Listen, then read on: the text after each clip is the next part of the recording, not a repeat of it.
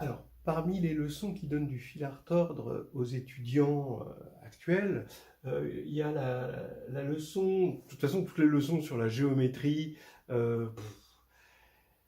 les étudiants ils sont pas à l'aise, faut bien reconnaître que c'est pas dans leur culture, c'est même pas dans la culture des profs qui leur ont enseigné. C'est dommage. Bon, c'est vrai que la géométrie, même ma génération, on faisait des maths modernes, on faisait pas, on avait totalement enlevé la géométrie. Ensuite, on l'a rajouté, la géométrie. On a dit qu'on l'a rajouté, mais on n'a jamais retrouvé, en tout cas, la géométrie synthétique telle qu'elle a été pensée avant. Alors, allons-y, je vais essayer de faire un 6 minutes, bon, qui va certainement en durer 12, sur cette leçon distance et isométrie d'un espace affine euclidien, qui n'est pas si difficile que ça, mais bon, faut bien s'engager dedans. Alors, je dirais d'abord qu'on part d'un espace vectoriel muni d'une norme euclidienne, donc un espace vectoriel de dimension n, hein, voilà, et A, un espace affine, évidemment, associé à cet espace vectoriel, et on va mettre une distance, d de AB, égale la norme du vecteur AB. Alors tout ce qui est en rouge, c'est ce qui pour moi est essentiel dans la leçon. Le reste, ben, on choisit. Vous voyez, par exemple, le jury dit on va pouvoir parler de statistiques. Effectivement, on peut parler de statistiques, comme on peut ne pas en parler. Là, j'en parlerai pas, mais c'est vrai que la notion de distance est liée à la notion d'erreur statistique. Mais bon, ça, j'en parlerai pas. Donc, j'ai mis des choses en rouge ici. Le reste, c'est, on va dire, on se fait plaisir, quoi, hein. Donc ici, la première chose importante, c'est que la norme ici, elle est strictement convexe, elle est plus que convexe, elle est strictement convexe, ça peut être important dans certaines unicités d'optimisation de distance, et associée à une forme bilinéaire symétrique. Donc elle va hériter, vous voyez, elle bouffe un peu à tous les râteliers, elle va hériter à la fois de la positivité de la norme. En plus, elle est strictement convexe, donc c'est pas n'importe quelle norme, et en plus de la bilinéarité, elle a une forme polaire associée. Donc ça, c'est vraiment quelque chose d'important. Donc ça va être l'outil 0, évidemment. Les premiers outils, c'est, je dirais, l'hyperplan médiateur de deux points, l'ensemble des points qui sont à égale distance entre deux points, qui va être un hyperplan médiateur, et puis le projeté orthogonal. D'accord. Donc, par exemple, sur un hyperplan, où on regarde la droite perpendiculaire à l'hyperplan, qui va optimiser la distance à l'hyperplan. Bon, ça va être l'outil de base. Alors, pour montrer quoi? Que quand on va regarder l'ensemble des applications, c'est naturel de regarder cet ensemble-là, qui respectent, donc qui vont de A dans A, et qui respectent la distance, eh bien, cet ensemble d'applications, bon, pour l'instant, c'est assez clair que c'est des applications injectives, mais, parce que ça respecte la distance, hein, donc c'est clair que c'est injectif, mais ça va être aussi surjectif, et ça va être un sous-groupe du groupe affine engendré par les réflexions orthogonales. Alors ça, c'est facile à montrer. En fait, la preuve vient du fait que si une isométrie laisse n plus 1 point fixe, alors c'est l'identité. Voilà. Et maintenant, on va avoir du coup que c'est engendré par des réflexions orthogonales, donc ça va être des bijections, ça va être un sous-groupe, et ça va être un sous-groupe du groupe affine, parce que les réflexions orthogonales sont affines. Et donc on voit que affine euclidien, c'est presque un pléonasme, parce que si on est euclidien, on est finalement affine, en tout cas au niveau des applications. Ensuite, la réduction. Ça va être le premier outil. Donc d'abord, dans un premier temps, pour réduire, il faut se ramener d'un sous-espace. On est dans le groupe affine, on n'est pas dans le groupe linéaire, la réduction concerne le groupe linéaire, il faut se ramener au groupe linéaire. Donc on a l'application qui a une application affine, associe son endomorphisme associé. Et is va vers ON avec comme noyau l'intersection des isométries avec le noyau, voilà, avec les translations, mais ça c'est les translations. Donc on a un sous-groupe distingué des translations. Alors maintenant, on peut dire mieux, les isométries qui fixent un point A, on prend un point A arbitraire, alors là c'est isomorphe AON, puisque les translations qui fixent un point A, c'est juste l'identité, donc là ça devient injectif quand on restreint à is A. On a mieux, on a la décomposition réduite, qui utilise principalement la réduction. Je vous rappelle que ce qui est important dans cette action de se retrouver dans le linéaire, c'est que là, il y a la réduction qui nous y attend. Alors, f est égal, c'est ce qu'on appelle la décomposition réduite. Si f est une isométrie, ça ne marche pas pour toutes les applications affines, et c'est une question de multiplicité de valeurs propres 1. Ça, vous pouvez voir ça dans le carnet de voyage en algébrie. F, pour une isométrie, ça marche très bien. F se décompose de façon unique en une translation et une application, une isométrie, mais qui fixe un point A. Donc, on peut se ramener à OM. Voilà. Et cette décomposition est unique. Alors attention, qu'est-ce qui est unique? La translation et l'application ici qui fixe un point A. V est unique si on le prend dans l'espace, le sous-espace propre de F flèche pour la valeur propre 1. Et FA est unique, bien sûr, mais A, lui, n'est pas unique. Il est unique modulo cette direction-là. Alors, maintenant, ce qui va être important, c'est qu'un sous-espace F de E est stable par une isométrie, implique que F orthogonal est aussi stable par phi. Bon, ça c'est simple, c'est parce que c'est stable par phi étoile, mais comme c'est une isométrie, c'est stable par phi moins 1, donc stable par phi aussi. Et ça va être très important pour créer des récurrences et réduire une isométrie. On veut comprendre les isométries, on les décompose, et les isométries sont directement liées au groupe orthogonal, modulo des translations qui ne sont pas difficiles. On a même ce qu'on appelle un produit semi-direct, mais comme ce n'est pas au programme, je ne veux pas trop en parler. Alors maintenant, comme on est sur R, parce que euclidien, ça veut dire qu'on est sur R, R, qui dit réduction, dit polynôme, on s'intéresse au polynôme par le lemme des noyaux, et donc il faut réduire aussi les polynômes. Mais comme on est sur R, on décompose en irréductible, et on a des choses de degré 1 ou 2. Et ce qui veut dire, c'est facile de montrer, que on aura toujours, phi aura toujours un sous-espace stable de dimension 1 ou 2. Ça, c'est très facile à démontrer. Et à partir de là, on se ramène à la dimension 1 ou 2. Donc, on étudie les isométries, donc plutôt les éléments, le groupe orthogonal en dimension 1. En dimension 1, ça va pas être compliqué, ça va être plus ou moins 1, l'isométrie, et en dimension 2, où on va trouver les rotations et les symétries, et ensuite, la partie, en tout cas linéaire, est réglée, parce qu'on peut toujours se ramener à ça, grâce à ce petit lemme très joli. Alors maintenant, comme exemple, on peut faire la classification cette fois-ci, donc en utilisant tout ça, on fait la classification en dimension 2 ou 3, où on va tomber sur des symétries glissées, des rotations, alors en dimension 2, des vissages, parce que là, ça va être la grande différence entre la dimension 2 et la dimension 3, qu'on va avoir des rotations, une rotation en dimension 2, sauf si c'est une rotation non triviale en dimension 2, n'a pas 1 comme valeur propre. Alors qu'en dimension 3, elle a 1 comme valeur propre. Donc il va y avoir des vissages, c'est-à-dire une version glissée, en quelque sorte, de la rotation. Et puis, ce qu'on appelle des symétries-rotations, des isométries à point fixe unique, des IPFU. Bon, j'avais bien aimé le résumé qui était dans le livre de Alain Debreuil et Rachel Naimé sur S4, que je vous conseille. C'est parfaitement résumé, c'est bien expliqué.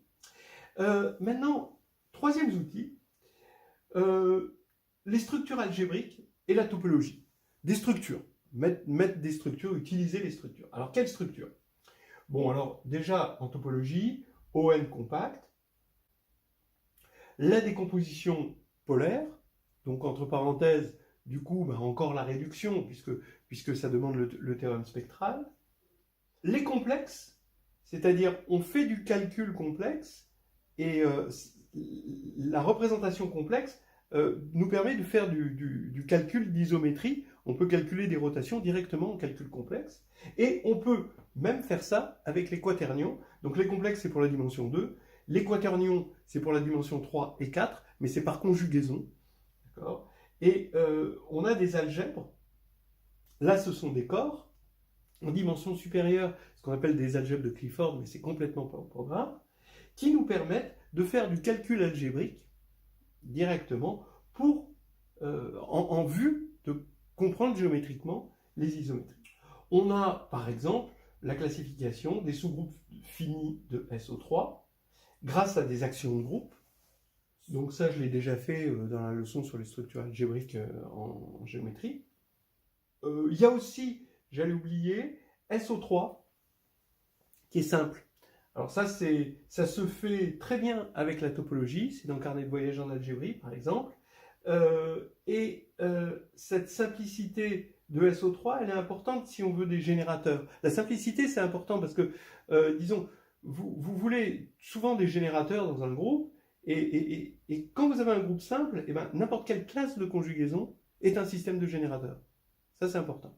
Alors, optimisation de distance,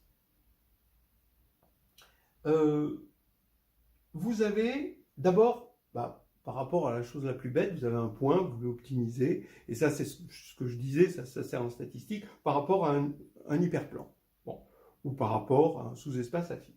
Et là, vous avez le déterminant de Gram qui vient vous aider, c'est important d'en parler. La compacité et le calcul diff font bon ménage. Alors pourquoi?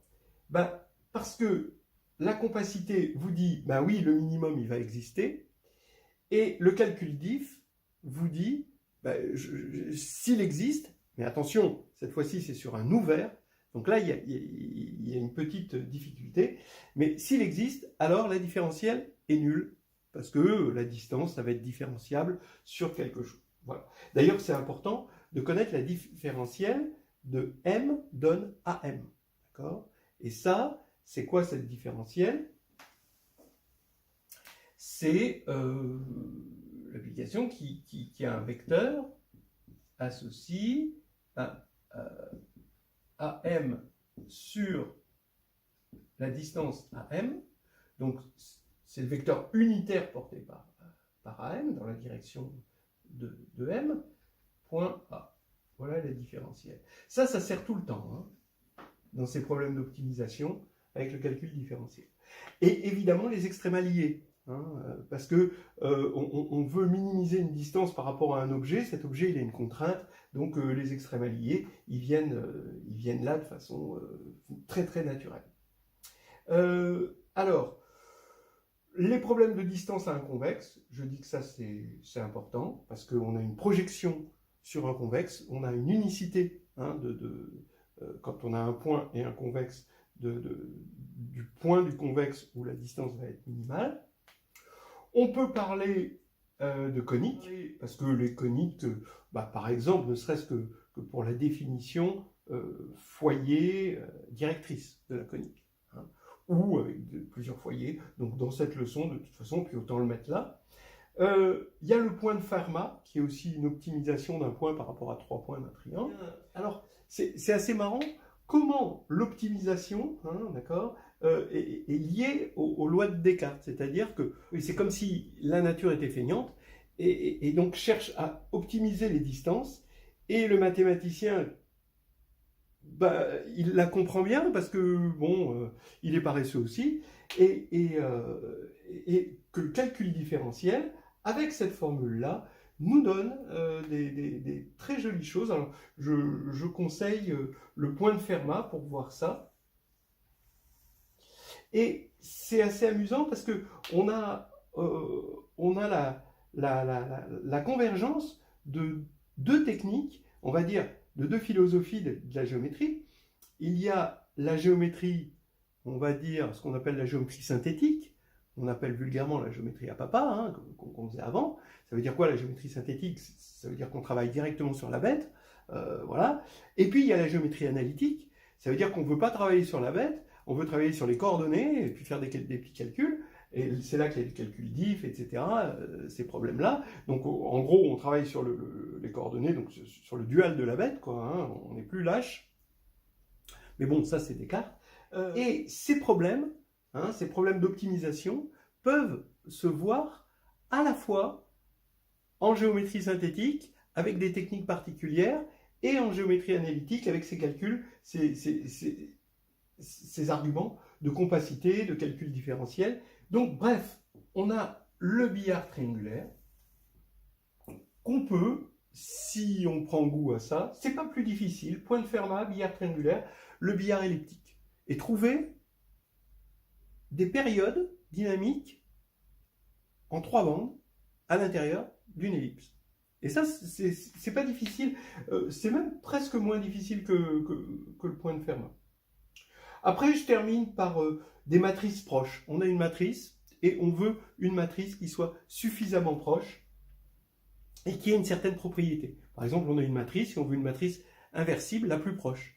Ou on a une matrice non orthogonale, et on veut la matrice orthogonale la plus proche. La matrice orthogonale la plus proche d'une matrice donnée, si la matrice est inversible, on sait qu'on a unicité de la décomposition polaire, et la matrice orthogonale la plus proche d'une matrice, c'est inversible, c'est la matrice orthogonale de la décomposition polaire. Alors ça, c'est dans le carnet de voyage en analyse. Voilà. Voilà des choses essentielles et des choses bon, qui me font plaisir. Et après, c'est à vous de voir ce qui vous fait plaisir. Voilà. Mais dans l'essentiel, la distance, le lien affine-euclidien, euclidien implique affine, en même temps, la décomposition réflexion orthogonale,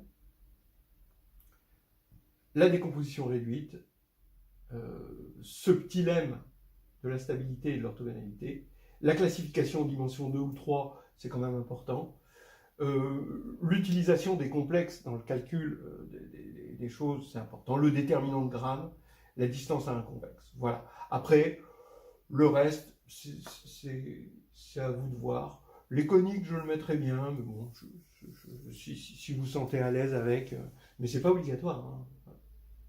Voilà, on a fait le grand 1 généralité, là j'attaquerai le grand 2, l'étude du groupe ON, hein, on voit bien que les isométries, ça s'envoie sur ON, surjectivement, modulo les translations, le sous-groupe des isométries, c'est ON.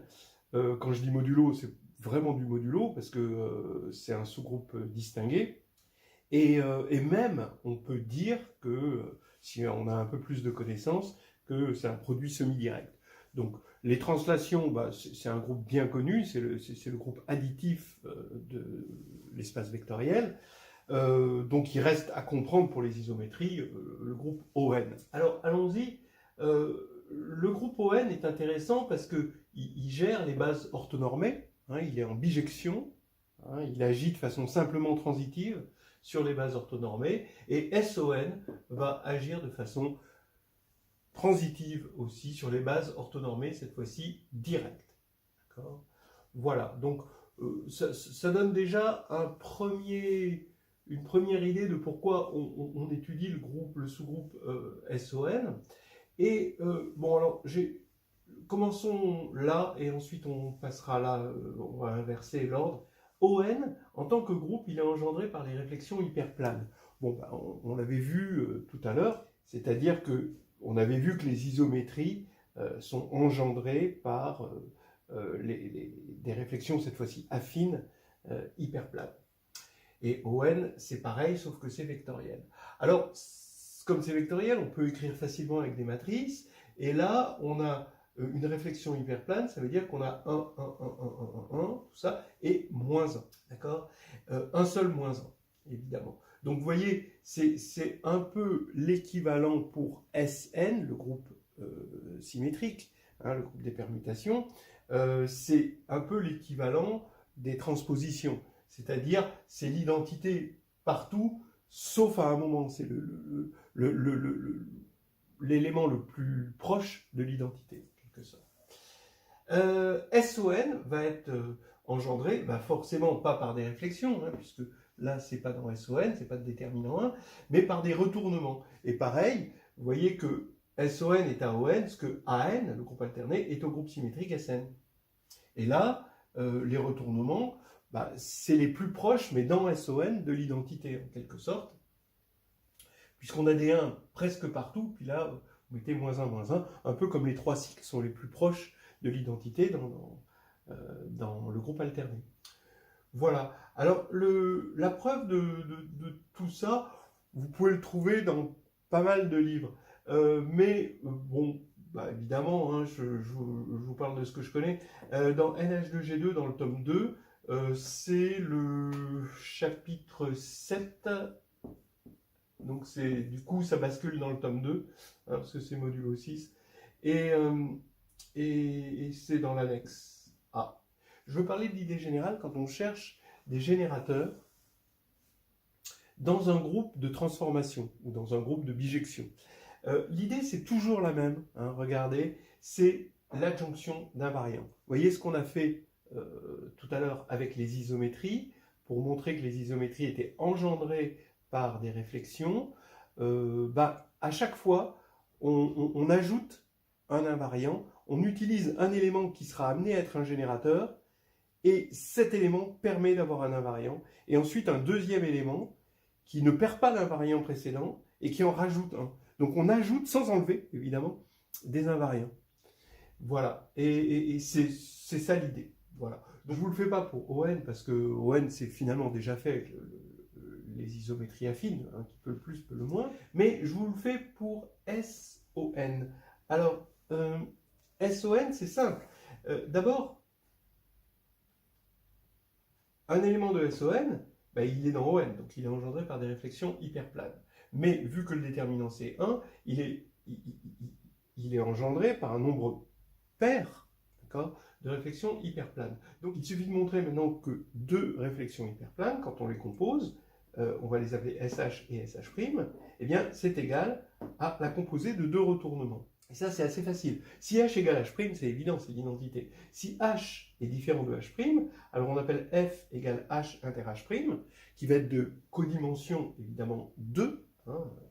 Ça, c'est facile à voir. Avec par exemple, avec l'orthogonale, par exemple, ça peut se voir très très bien. Et on va choisir une base orthonormée de F, ici, que l'on complète par une base orthonormée de l'orthogonale de F. Ce qui fait qu'on va avoir une base orthonormée de tout l'espace Rn, cette partie qui est compatible avec F, et celle-là avec F orthogonale. On va dire que R, alors maintenant attention, on va dire que R et R' fixent, alors R et R', hein, donc R et R' fixent EI pour I allant de 1 à n-3. Pour En-2, R et R' le transforment en l'opposé, et sur F orthogonale, donc sur pour En-1 et En, la restriction de R à F orthogonale, c'est pareil que SH, et la restriction de R', c'est pareil que SH'. Voilà. Alors, vous comprendrez ce qui se passe. Comme SH est l'identité sur F, d'accord? Ah oui, puisque c'est inclus dans...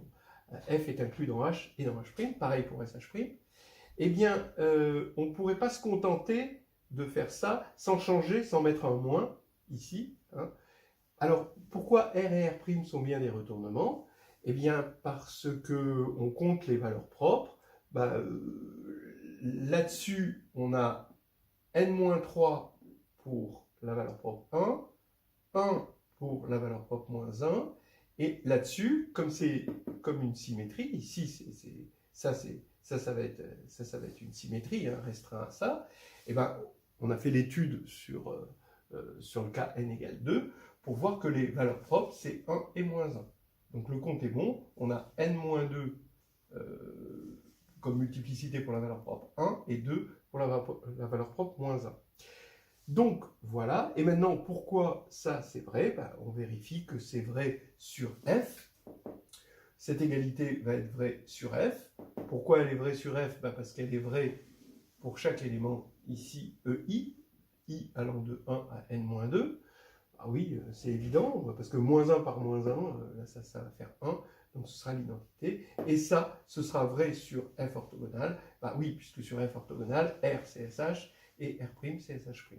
Voilà, donc on a montré ce qu'il fallait, et on a l'engendrement. Ça c'est très important, par exemple, pour montrer la simplicité de SO3, par exemple. Donc cet engendrement, hein, ça doit être connu, mais ça doit être très intuitif, parce que les familles de générateurs, ce sont des éléments minimaux du groupe, proches, minimaux dans le sens de les plus proches possibles de l'identité. D'accord ? Faut penser à Z, et qu'est-ce qu'il a comme générateur? Ben, c'est 1 moins 1. 1 est générateur, moins 1 est générateur, ben, c'est les plus proches de 0. Voilà. Donc c'est une idée assez générale, certainement fausse, on ne peut pas en faire un théorème, mais intuitivement ça marche bien. Alors maintenant, mieux, l'ensemble des réflexions hyperplanes forment une classe de conjugaison de ON. D'abord, toutes ces matrices-là, toutes les réflexions peuvent s'écrire comme ceci, sous cette forme. Ça veut dire qu'elles sont conjuguées entre elles pour le groupe GLN, pour des matrices de passage, mais ces matrices de passage peuvent être choisies orthogonales, parce que ce sont des réflexions orthogonales, et donc elles sont conjuguées dans ON. Voilà. Et pareil, ces matrices-là, ben, elles sont conjuguées dans ON, mais mieux, quitte à changer un des vecteurs ici par son opposé, ce qui ne va rien changer à la matrice, un des vecteurs par exemple propre ici, hein, par son opposé, eh bien on peut toujours se ramener à conjuguer par SON. Ce qui veut dire, c'est-à-dire on peut toujours faire un changement de base orthonormé, mais direct. D'accord ? On est en train de se servir de ça. Ce qui veut dire que non seulement SON est engendré par des retournements, mais en plus, cette classe-là est faite d'éléments qui sont tous conjugués entre eux. En fait, c'est une classe de conjugaison pour SON. Ça, c'est fondamental. Alors, dans le plan, vous y mettez ce que vous voulez, des exemples. Commencez toujours par définir. Faut commencer toujours très doucement.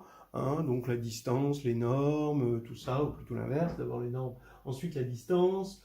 Des exemples, ce que c'est qu'une isométrie, des exemples d'isométrie. Et il faut converger ensuite vers le fait que les isométries, ça forme un sous-groupe de GAN et engendré par les réflexions. Voilà, ça, alors, l'idée c'est quoi? D'abord, si F est une isométrie, regardez comment on se ramène à une isométrie qui fixe un point O, hein, juste en prenant une translation de vecteur F au O, rond F, et ça nous donne une isométrie qui fixe un point O. Et,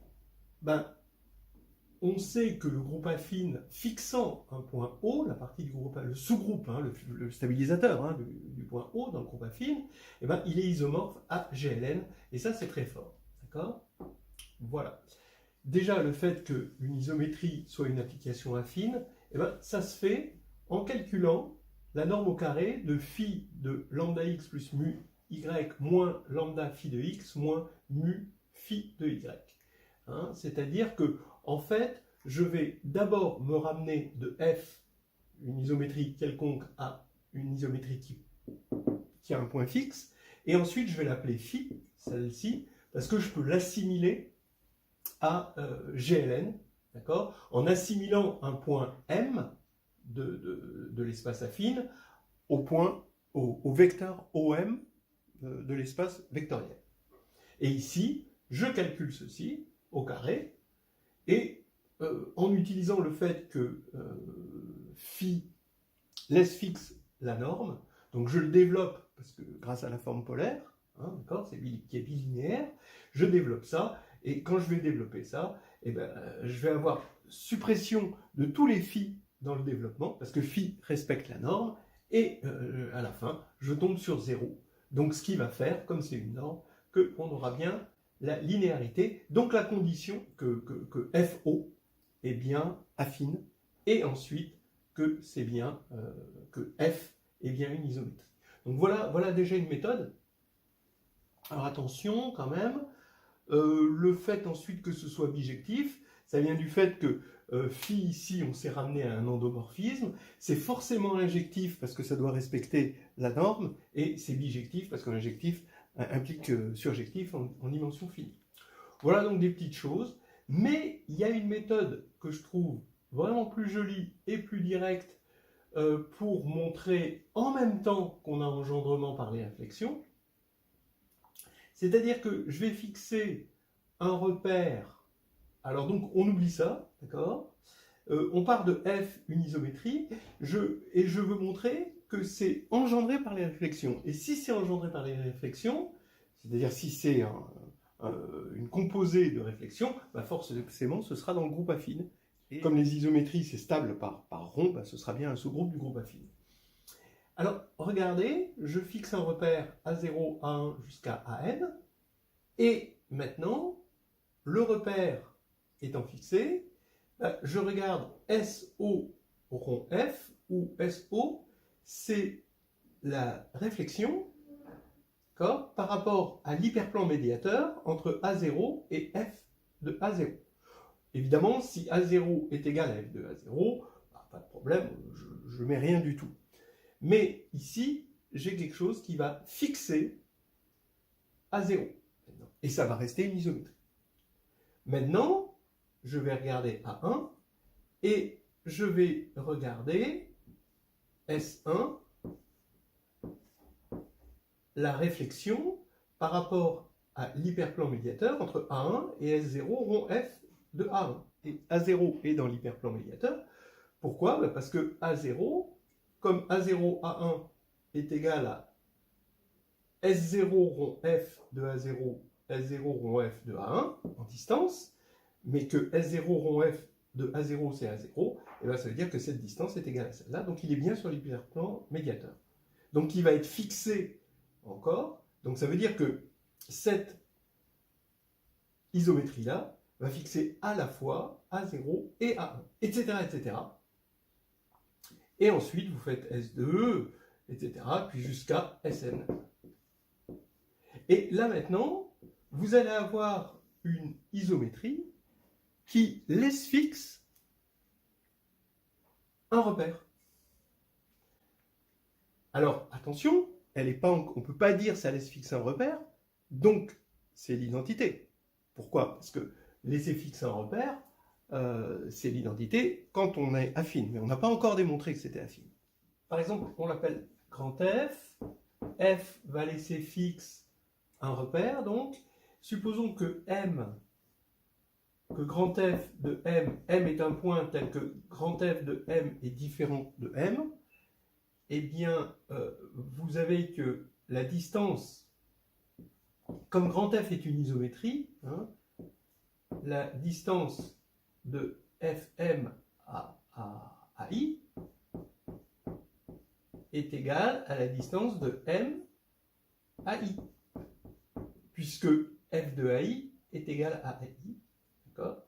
Et donc ça veut dire que AI serait dans l'hyperplan médiateur de N et de Fm. Mais tous les points d'un repère ne peuvent pas être dans un hyperplan. Ça, c'est pas possible. C'est interdit par presque la définition du repère. Donc, c'est pas possible. Donc, ça veut dire que pour tout M, grand F de M égale M. Et donc, ça veut dire que F, c'est l'identité. Donc, petit f est composé de certaines... il suffit d'inverser, passer de l'autre côté. Et petit f est composé de réflexions. Et même, on peut dire de n plus 1 réflexion ou plus n plus 1 réflexion. Et donc, tout est bien, qui finit bien, les isométries sont bien affines puisque c'est engendré par des réflexions. Voilà. Maintenant, le deuxième point important que je vais encadrer, si phi est dans ON, donc là on est dans le linéaire, alors E est en somme directe du sous-espace propre pour la valeur propre 1, si 1 est valeur propre, hein, sinon c'est juste 0, ça, ce truc-là. Donc les sommes directes de ker de phi moins id et de im de phi moins id. Donc si 1 est valeur propre, hein, ça c'est le sous-espace propre. Et donc, si f est une isométrie qui a pour endomorphisme associé phi dans ON, voilà, on a bien f égale tau v rond fa, la fameuse décomposition canonique, dont je vous rappelle qu'ici, c'est une translation de vecteur v qui est dans ker de phi moins i, rond fa, et fa possède un point fixe, qui n'est... Alors, la décomposition est unique, en revanche, a, lui, n'est pas unique, il est unique modulo cette direction-là. Alors, en particulier, hein, si ker de phi moins id égale 0, ça veut dire directement que f possède un point fixe. Voilà. Donc, d'où le lien avec la réduction. Hein. On a les yeux fixés sur phi, et est-ce que 1 est valeur propre ou pas de phi? Toute la question est là. Alors, la preuve, au moins du premier point, qui est important, c'est que, en fait, cette image de phi moins identité est inclue dans l'orthogonale du noyau, là. Voilà. Ça, c'est très facile, parce que il suffit de prendre un élément du noyau, donc phi de y égale y, d'accord? Et on va regarder phi moins i de x, c'est-à-dire phi de x moins x, virgule y. On regarde le produit scalaire. Donc ça fait phi de xy moins xy, mais phi de xy, c'est x phi moins 1 de y, et phi moins 1 de y, ben forcément c'est y, donc on a xy moins xy, ça fait 0. Voilà. Et donc comme on a l'inclusion et égalité des dimensions, en fait ici vous voyez bien qu'on a l'égalité. Et bah oui, c'est ça le client, c'est que deux sous-espaces orthogonaux entre eux sont en somme directe. Donc, ceci est une condition générale pour avoir cela. Voilà. Et comme pour... Alors ça, vous pouvez le voir dans le carnet de voyage en algébrie, où on donne des contre-exemples où ceci ne marche pas, et donc forcément, ce n'est pas pour des isométries, hein, mais où on donne des contre-exemples.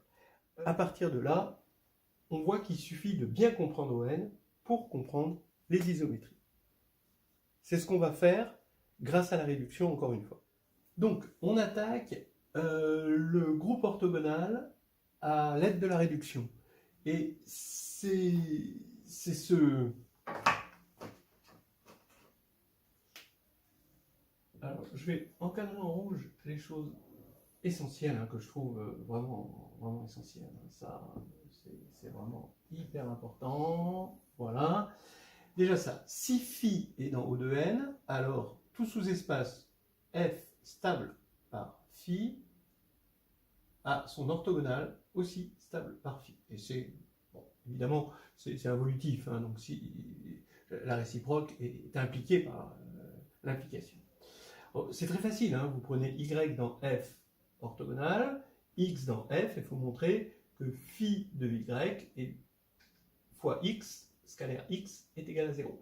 Mais phi de y, x, est égal à y, phi moins 1 de x, mais comme f est stable par phi, ben, il est stable par phi moins 1, parce que phi est inversible, et donc ça fait bien 0, parce que là on est dans f orthogonale, et là on est dans f. Bon, donc ça c'est facile, mais c'est vraiment essentiel. Hein. En fait, comme corollaire, on a que si phi est dans ON, il existe une base dans laquelle la matrice s'écrit avec des 1, des moins 1, et des Rθ, des matrices Rθ1 jusqu'à Rθk, où Rθ, c'est ces matrices de rotation de 2. Alors, pourquoi? Ben, en fait, vous voyez bien que ce qui se passe, c'est que grâce à ce petit lemme, hein, tranquille, à chaque fois qu'on a un sous-espace stable, on peut regardez son orthogonale qui est stable aussi. Et donc, dès qu'on a un sous-espace stable ici, par exemple 1, et bien ici il est stable, et bien on va prendre ici le sous-espace orthogonal qui lui va être stable, ce qui va nous assurer les zéros, etc. Et si ça avait été une matrice de 2, ce serait pareil. Bon. Donc, maintenant, on se ramène au cas n égale 1 et n égale 2. Pourquoi? Parce que, en fait, si phi est dans le GLN de R, il existe toujours un sous-espace stable de dimension 1 ou 2. Comment on montre ça? Eh bien, on montre ça en disant que on prend phi, on regarde son polynôme minimal, mu de phi égale 0, et minimal, on le décompose dans R, et c'est là où R c'est important, c'est que dans R, la décomposition en irréductible d'un polynôme est de degré 1 ou 2. C'est parce que c'est algébriquement clos, et que c'est une extension de degré 2 de R. Si on a ici un polynôme de degré 1, d'accord, là-dedans, alors ça veut dire qu'on a une valeur propre. Et si on a une valeur propre réelle, et si on a une valeur propre réelle, eh ben forcément, on va avoir un sous-espace propre, donc un sous-espace stable, hein, au moins une droite stable. Donc ça, c'est pas un problème. Donc 1, ok. Mais si c'est 2, alors on va supposer maintenant que le degré de PI est égal à 2. Si c'est 2, alors on sait, donc par minimalité du polynôme là, minimal, que le noyau, hein, on utilise la décomposition du lemme des noyaux, on a une décomposition en sous-espaces caractéristiques qui sont là, et chaque sous-espace caractéristique est forcément non nul, c'est pour ça qu'on a pris le polynôme minimal. Maintenant, ce sous-espace caractéristique qui est non nul, ça implique que ker de PI de phi est différent de 0, hein, parce que le déterminant de ça est nul, d'accord? Donc le déterminant de PI de phi, le KI, vous pouvez le passer ici parce qu'on a un morphisme hein, entre les polynômes pour la multiplication et les endomorphismes pour la loi ronde, et donc le déterminant de ça est nul, donc ça veut dire que le déterminant de PI de phi est nul. Donc le noyau est non nul ici. Donc je peux prendre un x non nul dans ker de PI de phi, et comme P est de dimension 2, donc on va avoir x, phi de x et phi 2 de x qui vont être liés, forcément, puisque c'est annulé par PI de phi, qui est de degré 2, et ça veut dire qu'on peut montrer très facilement, hein, c'est très habituel, que x, phi de x est un sous-espace stable qui va être bien sûr, de dimension 1 ou 2, mais en tout cas ça va être 2. Hein, mais en tout cas, on voit que c'est deux dimensions, ça va être au plus un plan. Donc voilà, on a un sous-espace stable de dimension 1 ou 2, toujours, dans tous les cas. Donc, bilan des courses, il suffit de regarder les cas n égale 1 et n égale 2, puisque tout va être en somme directe, hein, d'accord, de sous-espace stable comme ça, par récurrence en utilisant ce lemme. Et donc, pour le cas n égale 1, O1 c'est juste plus ou moins 1. Et puis pour le cas n égale 2, ça on l'a vu plusieurs fois. Il faut respecter la base canonique, il faut respecter le produit scalaire sur la base canonique qui est orthonormée. Donc E1 va vers un élément de norme 1, donc de la forme cosinus θ sinus θ. Et E2, c'est encore un élément de norme 1 qui est orthogonal à ça. Et là, il n'y en a que deux possibles. Donc ça va être moins sinus θ cosinus θ ou plus sinus θ moins cosinus θ. Voilà. Alors, si on a cos θ sin θ moins sin θ cos θ, c'est rθ, c'est ce qu'on voit là. Si on a cos θ sin θ moins cos θ, alors là, on voit que c'est une symétrie, que le polynôme caractéristique c'est x2 moins 1, donc c'est là qu'on a les 1 et les moins 1. Mais sinon, on peut avoir des 1 et des moins 1 qui viennent de ça aussi. Voilà. Donc, bilan des courses, on a une base, et même une base orthonormée, dans laquelle on peut l'écrire comme ça. Donc oui, c'est bien d'écrire qu'elle est orthonormée. Et voilà la conclusion. Donc ça, c'est important, je pense, à mettre dans la leçon. Hein. Et là maintenant, on peut regarder, on a suffisamment de matière à regarder les choses, à classifier les isométries hein, en dimensions 2 et 3. Alors là, c'est bien de faire des tableaux. D'ailleurs, entre parenthèses, vous avez toujours cette page 4 hein, qui vous permet de mettre des tableaux. Donc vous pouvez mettre ça, hein, ça fait du remplissage. Ici, vous avez pour n égale 2 la classification hein, des isométries du plan. Ben, comment on fait ben, selon ce qu'on vient de voir, ben, on attaque l'endomorphisme associé qui va être donc, dans O2, donc c'est soit l'identité, soit une rotation mais d'angle non nul, soit une symétrie. On regarde toujours la réduction, c'est-à-dire la valeur propre 1. Et là, bah, il y a la valeur propre 1, donc ça veut dire qu'on n'est pas sûr qu'il existe pour f un point fixe. R, la valeur propre 1, il n'y a pas de valeur propre 1, parce que R, c'est différent de l'identité. Les valeurs propres, c'est exponentielle de iθ, exponentielle de moins iθ. Donc, il y a un point fixe, parce que 1 n'est pas la valeur propre. Et S, les valeurs propres, c'est 1 et moins 1, parce que c'est une réflexion. Et donc, 1 est valeur propre, donc on ne sait pas s'il y a un point fixe. S'il y a un point fixe, alors on sait hein, que quand il y a un point fixe, hein, alors GAO, c'est pareil que G. Hein. Ça, on en a parlé tout à l'heure. Ici, on a l'identité, d'accord, s'il y a un point fixe, c'est exactement pareil, donc c'est l'identité. Et là, s'il y a un point fixe, alors, c'est une symétrie. Et là, il y a toujours un point fixe, donc c'est exactement une rotation hein, qui va avoir un centre. Voilà, et qui t'a ramené le point fixe au vecteur nul, hein, ça va se passer exactement comme si on était dans le linéaire. Maintenant, s'il n'y a pas de point fixe, alors, là, bah, on va avoir une translation de vecteur non nul. Bah, là, on n'en parle pas, puisqu'il y a toujours un point fixe. Et là, on va avoir une symétrie glissée, mais glissée, attention, le long. Donc, si vous avez votre symétrie, et puis ensuite, vous glissez le long du sous-espace propre pour la valeur propre 1, c'est-à-dire le long de l'axe de la symétrie. Alors, il y a encore une colonne, c'est la colonne des matrices de l'endomorphisme associé, mais c'est une forme normale de matrice dans une base orthonormée. Bah, là, c'est la matrice I2, là, c'est la matrice Rθ, d'accord, qu'on a vu tout à l'heure, et là, bah, je ne vais pas prendre la matrice très laide, hein, avec cosinus θ, sinus θ moins cosinus θ, mais sa forme normale, 1 moins 1, hein, toujours dans une base orthonormée. Voilà. Alors maintenant, on peut attaquer exactement de la même manière hein, le Kn égale 3. Là, il s'agit de la classification de O3. D'abord SO3 avec I3 et une rotation d'angle non trivial. Et puis ensuite O3- avec ben, les réflexions et les réflexions, donc les symétries rotation en quelque sorte. Hein. Alors, donc, ici, bah, 1 est valeur propre, évidemment, donc on ne sait pas s'il existe un point fixe ou pas. R, bah, 1 est valeur propre. Là, cette fois-ci, on est en dimension 3, c'est la grande différence. Hein. Il y a forcément une racine réelle, et les deux autres complexes conjugués.